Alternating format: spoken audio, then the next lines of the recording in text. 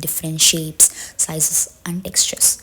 Everything in this universe is made up of material, which scientists have named matter. Everything is made up of material, which scientists have named matter. The air we breathe, the food we eat, etc. Matter is something that occupies space and have mass. We can also say they have mass and volume. So, scientists have evolved two types of classification of matter based on their physical properties and chemical nature. So, moving on to the next topic, characteristics of particles of matter. We know matter is made up of particles, small, tiny particles, which the scientists have given the name atoms. And how small are these particles of matter? They are very small and they are beyond our imagination. We should observe them under a powerful microscope so that we can examine how they look. So, what is this characteristics of these particles of matter?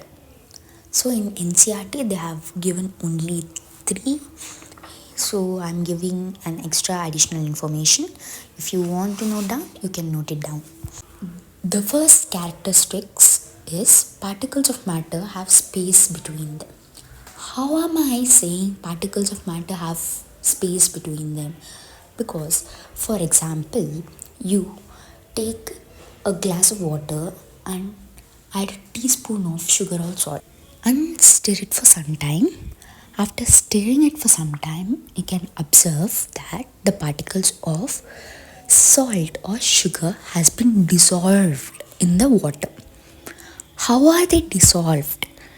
They are dissolved because this water have space between them. The particles of water, as I told, everything is made up of particles, even water.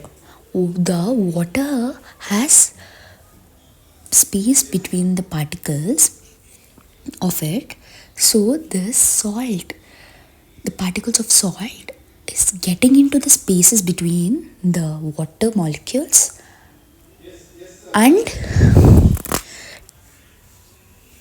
getting dissolved. That's how the solution of salt is got.